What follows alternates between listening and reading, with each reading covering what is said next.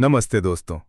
Waste Bengal assembly election 2026 का phase 2 और आज पूरा देश देख रहा है कि बंगाल की मिट्टी में लोकतंत्र की क्या तस्वीर निकल कर आ रही है। But as the voting progress today, April 29th, a shocking allegation surfaced that has sent shock waves through the Election Commission and political circles. Imagine करिए आप एक बूथ के अंदर जाते हैं अपना वोट देने के लिए, बट आपका पसंदीदा बटन ही काम नहीं कर रहा। क्यों? क्योंकि उस पर टेप लगा दी गई है। This isn't just a glitch, this is a serious allegation of booth capturing and voter intimidation.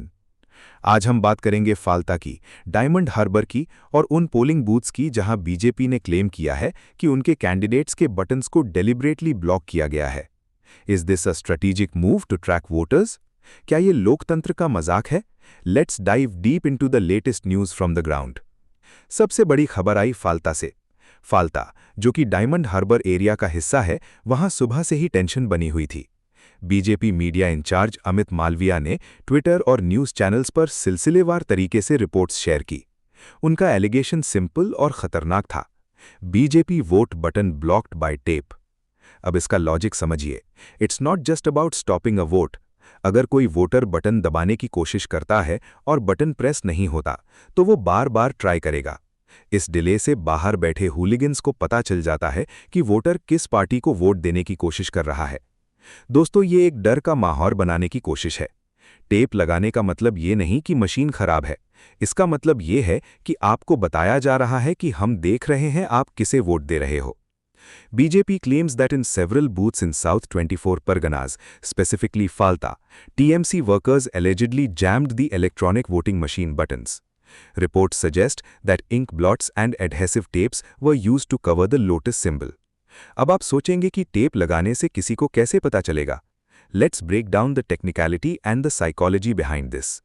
The Election Commission had already issued a warning on April 23rd regarding this exact malpractice. EC ने clear instructions दिए थे कि कोई भी ink, glue या tape candidate button पर नहीं होना चाहिए। क्यों? Because of two reasons. 1. Physical obstruction. Voter button नहीं दबा पाएगा, leading to frustration and eventually leaving without voting. 2. The trace factor. अगर टेप के ऊपर कोई स्पेशल इंक या केमिकल लगा हो तो बटन प्रेस करते ही वो वोटर की उंगली पर निशान छोड़ देता है। When the voter comes out, party agents standing outside can identify who voted for the blocked candidate. ये वही साइंटिफिक रिगिंग है जिसके बारे में बंगाल की पॉलिटिक्स में अक्सर चर्चा होती है। People are scared.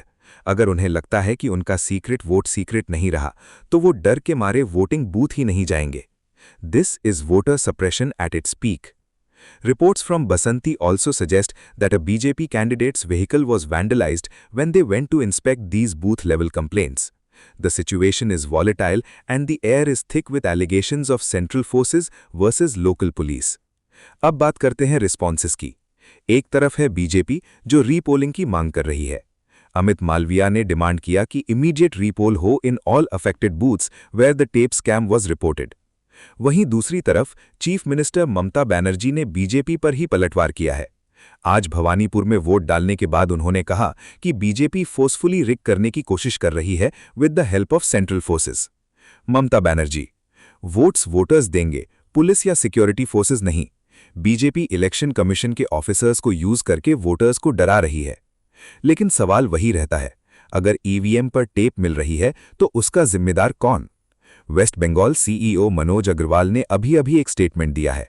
उन्होंने कहा कि रीपोलिंग इज लाइकली अगर टैंपरिंग के प्रूफ्स मिलते हैं। सीईओ मनोज अग्रवाल का कहना है कि डिस्ट्रिक्ट इलेक्शन ऑफिसर से रिपोर्ट मंगवाई गई है। अगर इंक ब्लॉट्स या टेप्स की शिकायत सही पाई गई तो उन स्पेसिफिक बूथ्स पर फिर से वोटिंग होगी। But the question is, till then how many voters have already lost their right to a fair choice?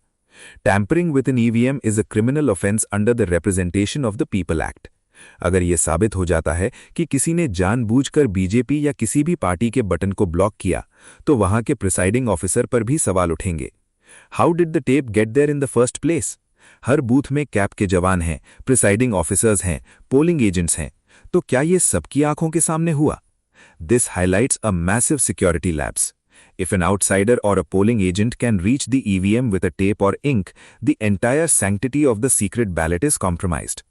As of 3 p.m. today, Bengal has recorded a massive 78.68% voter turnout.